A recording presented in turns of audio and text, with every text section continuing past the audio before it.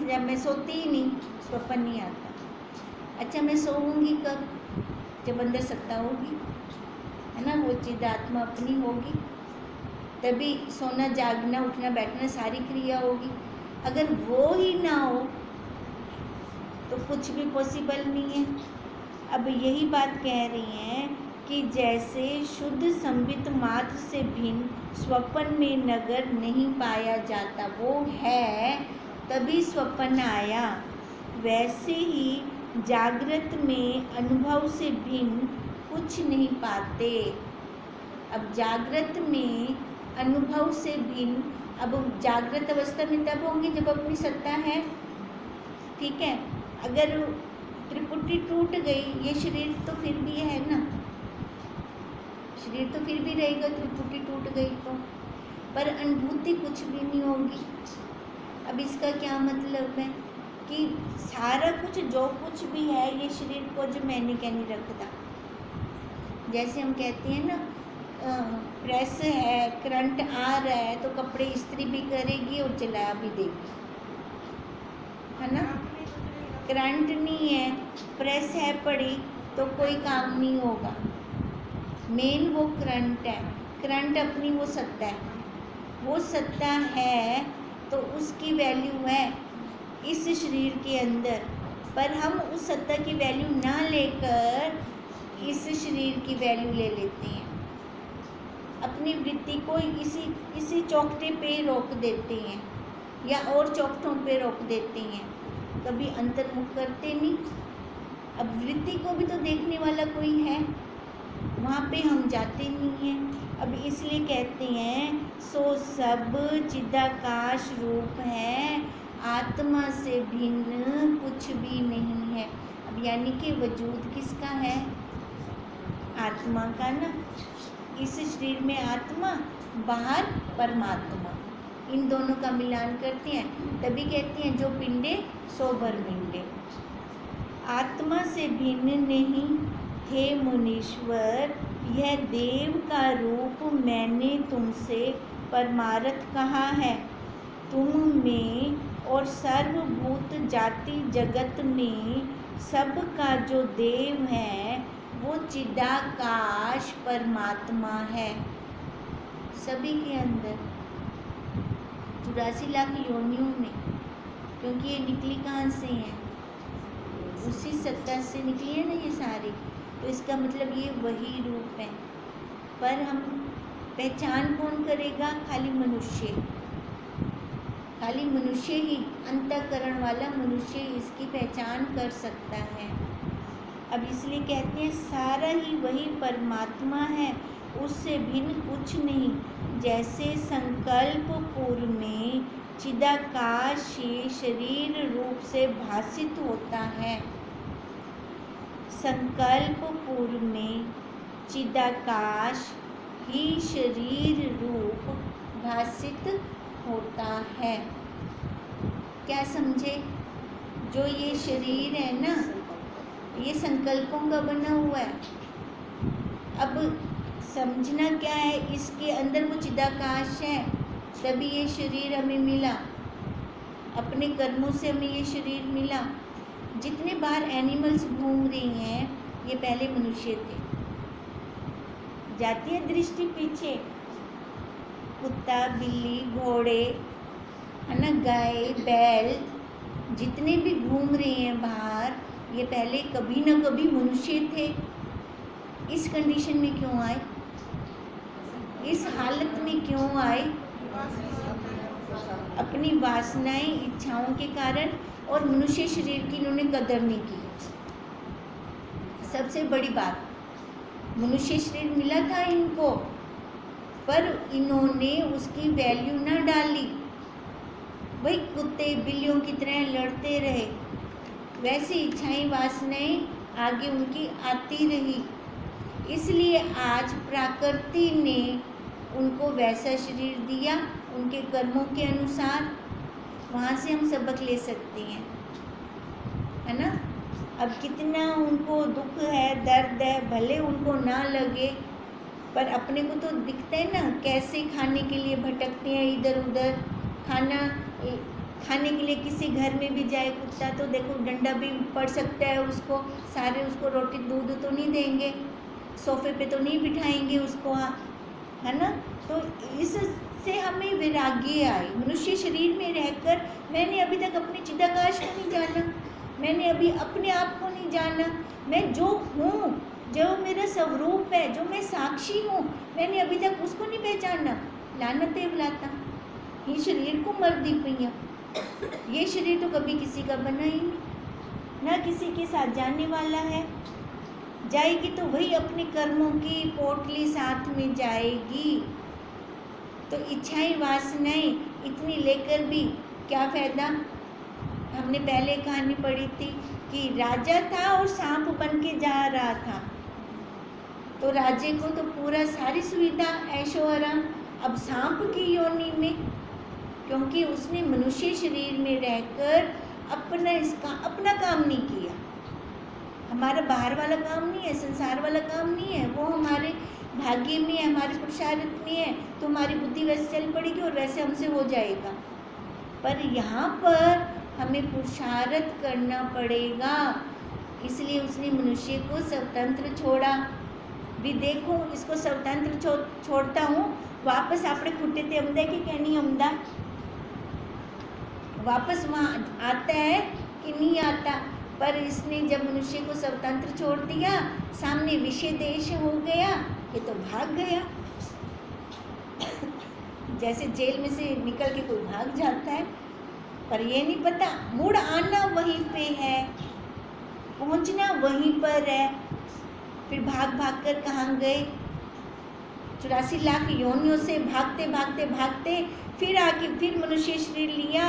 अब मनुष्य शरीर में फिर हमारा अपना काम हो रहा है कि नहीं हो रहा। अब नज़र कहाँ हो हमारी, अपने असली काम पे नज़र हो। तभी वो कहते हैं ये सारा वही चिदाकाश परमात्मा है, उससे भिन्न कुछ भी नहीं है। और संकल्पपुर में चिदाकाश ही शरीर रूप से भासित होता है, और जो भास रहा है उसी को हमने सच्चा मान लिया, और जिसको सच्चा मानना था उसको हमने भास रहा है। वैसे अनुभूति नहीं थी, अनुभूति नहीं होती उसकी, वो भासने रूप में रह गया। जो भासना चाहिए था वो पक्का हो गया, उल्टा काम हो गया। अब ये उल्टा काम से ही हम उल्टे निकल गए, डायरेक्शन हमारी गलत हो गई, तभी हमें टाइम लग रहा है। ये तो टाइम लगने का और कोई कारण नहीं है। कहते हैं उससे भिन्न कुछ भी नहीं है, वैसे ही यह सब चिदाकाश रूप है। वही परमात्मा, वही ब्रह्म, वही आत्मा। आत्मा कह दो, परमात्मा कह दो। इस पिंड के अंदर आत्मा, बाहर ब्रह्मांड में परमात्मा, इन दोनों का मेल है। इति श्री योग विशिष्ट निर्वाण प्रकरण ईश्वर उपाख्यान जगत परमात्मा रूप वर्णन नाम 28वां सर्गा समाप्त।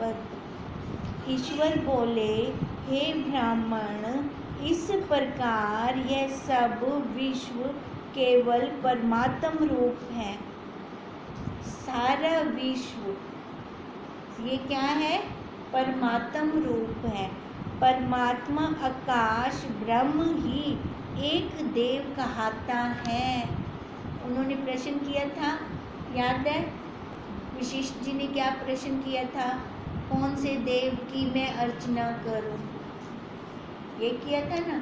अब आंसर में क्या कह रहे हैं, वही परमात्मा आकाश ब्रह्म ही एक देव कहता है, और वो देव कहीं बाहर नहीं है। वो देव अंतर्यामी देवता हमारे अंदर है, उसी का पूजन ही सार है। बाहर किसी का पूजन सार नहीं है, और उसी में सब फल प्राप्त होते हैं। जो हम दृढ़ संकल्प करते हैं वो हमारा पूरा होता है। ध्यान देना, अपने संकल्पों के अंदर बहुत पावर है। कहते हैं वह देव सर्वज्ञ है और सब उसमें स्थित है। उसके बिना तो एक पत्ता भी नहीं हिल सकता। यहीं पर तो उसमें सबसे बड़ी कमजोरी है, उसको कह के दिखाएं, निकाल के दिखा अपनी सृष्टि में से, अपनी सृष्टि में से वो निकाल सकता ही नहीं। केड़ी जगह ते लाते रख देवे भी ही जगह ते मेरी सृष्टि कहनी, कोई है एक कण भी उसके बिना। कहते हैं इसलिए वह सर्वज्ञ है और सब उसमें स्थित है। वह आकृतम देव अज परमानंद और अखंड रूप है। खंड खंड नहीं है, बहुत पुराना है और उसी में ही परम आनंद आता है।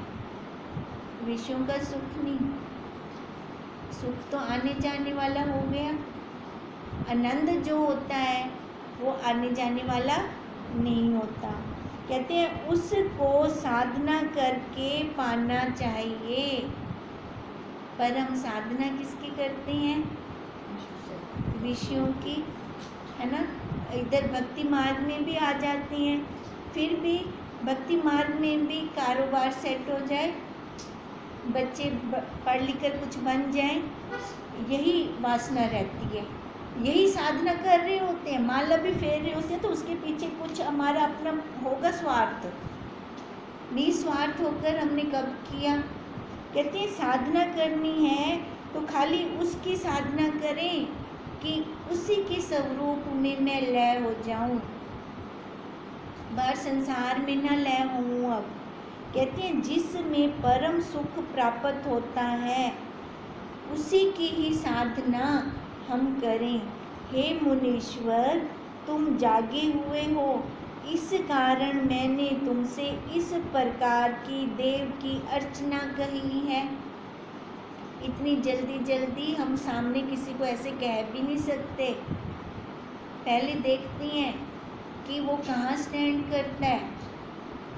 अगर उसको ये वाली क्लास में बिठा भी दें फिर भी उसकी वृत्ति कहाँ रुकती है ना। ये देखकर तभी सामने ज्ञान दिया जाता है, नहीं तो गुरुदेव ऐसे मुख नहीं खोलते अपना।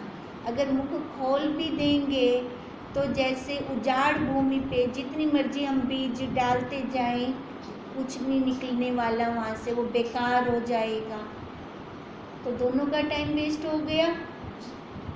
तो इसलिए शिव जी अब क्या कह रहे हैं वशिष्ठ जी को, तुमको देखकर तभी मैंने ऐसी पूजा आपको कही है। उनके लिए कहते हैं, पर जो असम्यक दर्शी बालक हैं, जिनको निश्चय आत्मक बुद्धि प्राप्त नहीं हुई, उनके लिए धूप दीप पुष्प चंदन आदि से अर्चना कही गई है। वो भी चलें, वो बैठे ना, क्योंकि उनकी बुद्धि अभी बाहर की तरफ है ना, अंदर तो उनको दिखता नहीं मैं परमात्मा क्यों नहीं, मैं कैसे हो सकता हूँ परमात्मा। अभी जिनकी ये दृढ़ता नहीं आती तो उनको बाहर दिखाते हैं परमात्मा, बाहर उनकी पूजा करो, फिर उसके लिए वही भक्ति मार्ग में से लेके चलते हैं। कहते हैं सो सब भावना मात्र है, बाहर भी तो भाव से जुड़े।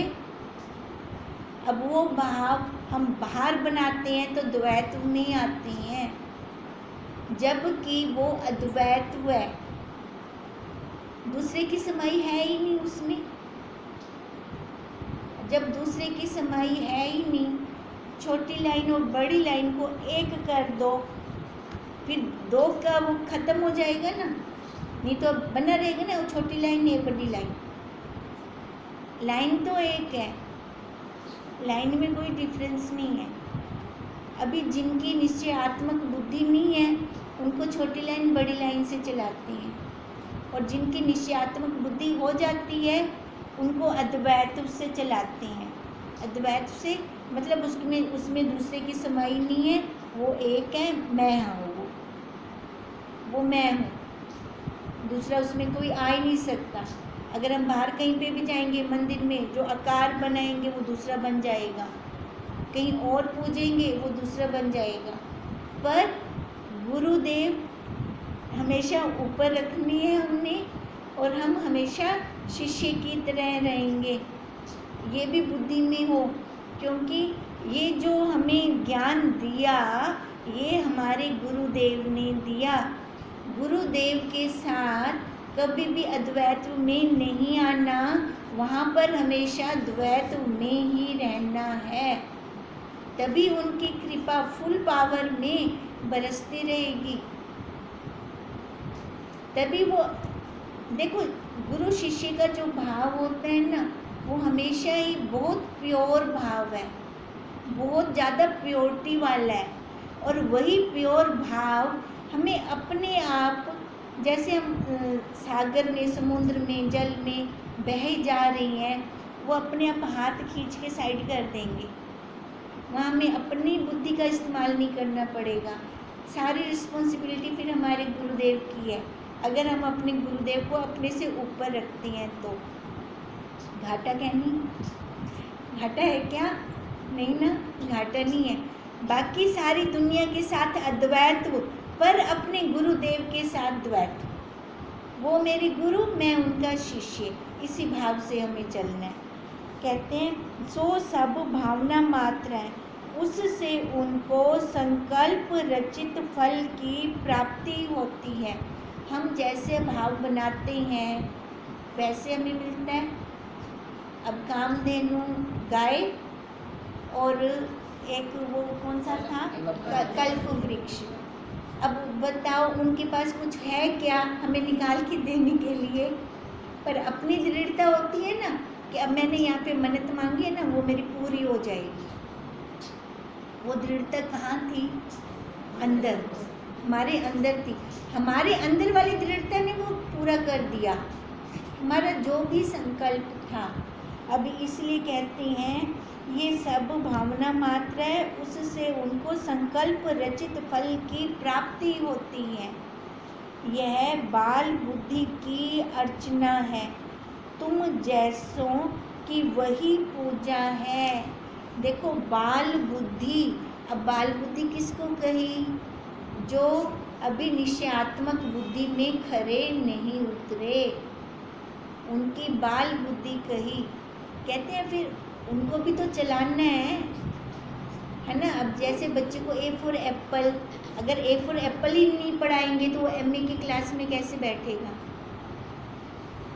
अब कई बच्चे ऐसे होते हैं कि वो खाली इसी अर्चना में रह जाते हैं, जन्मों के जन्म, पता नहीं कितने जन्म इसी अर्चना में घूमते रहते हैं। पर अपने तो भाग्य अच्छे हैं कि हमें गुरुदेव ने उठाकर सीधा वेदांत की क्लास में बिठा दिया। और वेदांत जहाँ पे सब वेदों का अंत करवाकर अपने आप में बिठा दिया। जब तक हम अपने आप में नहीं बैठे तब तक अनुभूति कब हुई? उसकी अनुभूति हो ही नहीं सकती। और बाहर होवे तो उनकी अनुभूति थी। वे अनुभूति होने के लिए फिर आंखें बंद करके बैठे, फिर उसको लिया, फिर चलते में बैठा रहे। पहले तो बैठे ना हम उसको अनुभव करने के लिए, फिर बाद में अपना अभ्यास से स्वभाव, साधना काल का अभ्यास और सिद्धांत काल का स्वभाव, फिर वो स्वभाव फिर जहाँ मर्जी रहो चलते में बैठा रहे। बैठा है अपने स्वरूप में, हर क्रिया करो, मना नहीं है, पर अपनी गली नहीं भूलना। अब इसलिए कहते हैं वही बाल बुद्धि की अर्चना है और वही पूजा उनको बताई जाती है जो तुमसे सर्व आत्म भावना से मैंने कही है। हे मुनीश्वर, हमारे मत में तो देव और कोई नहीं, एक परमात्मा ही तीनों भुवनों में है। वही देव शिव और सर्व पद से अतीत है। उन्होंने प्रश्न किया था ना कौन से देव की अर्चना करें। अब देखो दोनों तरीकों से बता दी, बाल बुद्धि से भी और निश्चयात्मक बुद्धि वालों की भी, और साथ में ये भी बता दिया कि हमारी दृष्टि में तो वही एक देव परमात्मा है। वही एक शिव तत्व, वही परमात्मा है और कोई दूसरा परमात्मा है ही नहीं। वह सब संकल्पों से रहित है, सब संकल्पों का अधिष्ठान भी तो वही है। हम संकल्प कैसे करते हैं? सत्ता है तभी तो संकल्प कर सकते हैं, उसके बिना हम संकल्प कर सकते हैं? वह देश काल और वस्तु के परिच्छेद से रहित है और सब प्रकार शांत रूप एक चिन्ह मात्र निर्मल स्वरूप है। देखो, देखा उसको किसी ने? देखा नहीं, खाली अपनी अनुभूति।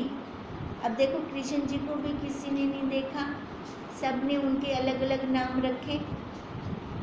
अब कृष्ण जी तो आकार में लिए, फिर ये भी हमें साथ में कह दिया कि आकार वाले लेंगे, साकार पूजा करेंगे तो वो आने जाने वाली होगी पूजा, और निराकार की पूजा करेंगे तो वो एक तत्व वाली होगी, अद्वैत वाली होगी। फिर निराकार में बाहर ना जा, अपने अंदर ही रह गए। तो बिना को जो परमात्मा आखदा बैठे ही, तो हिडे परमात्मा क्यों नहीं आखदा जब है ही निराकार? वो भी तो भाव है ना, वो भी भाव है, दोनों भाव है। तो अपने आप को परमात्मा बोल, फर्स्ट आने तो खुद आ, दूसरों को क्यों फर्स्ट करवा रहा है ना? सही बात है, वो तो खुली बात कर रहे हैं। हम भी नहीं समझते, हम दूसरों को फर्स्ट कहते हैं, उनको फर्स्ट करवाएं। क्यों करवाएं? हम अपने आप को फर्स्ट क्यों ना करवाएं? तो वही बात है भी, परमात्मा बाहर क्यों कहीं, हम इधर क्यों ना कहीं? जब किसी ने देखा ही नहीं तो कौन गलत कह सकता है? बताओ, कोई कह सकता है गलत भी इधर परमात्मा नहीं है? कह सकता है? कोई कह ही नहीं सकता। अब इसलिए कहते हैं वही देव कहाता है, हे मुनीश्वर, जो संबित सत्ता पांच भूत कला से अतीत और सब भावों के भीतर स्थित है, वही सबको सत्ता देने वाला देव है। सबकी सत्ता हरने वाला भी वही है। तभी हम कहते हैं ना, जड़ भी उसी में, चेतन भी उसी में, सुख भी उसी से, दुख भी उसी से, रात भी उसी से, दिन भी उसी से। और वो मैं हूँ तो है, मेरे बिना कुछ है क्या? तो देव तो मैं हुआ, देव तो हम हुए फिर। पर हम मानते कब हैं अपने आप को? मानना शुरू करते हैं हम देव हैं, और देव मानते ही साथ में ये भी ध्यान में आए, मैं दिव्य आत्मा हूँ। दिव्य आत्मा से कोई गलत क्रिया नहीं हो सकती, है ना? ये कोई भी परिस्थिति दिव्य आत्मा को लग कैसे सकती है? लग सकती है? नहीं, वो तो देख रहा है ना, दृष्टा बनकर। सारा दृश्य कोटि में है, सारा दृश्य कोटि में है। मैं तो सबका दृष्टा, देखने वाला बड़ा, दिखने वाला छोटा। तो अपने आप को बड़ा क्यों न बनाए हम? छोटा बना के क्या रोना है क्या? नहीं ना। अब पक्की दृढ़ता के साथ जो भी हमने करना है ना, पक्की दृढ़ता वाला करना है कि ये मेरा लास्ट जन्म है, दोबारा जन्म नहीं लेना। ओ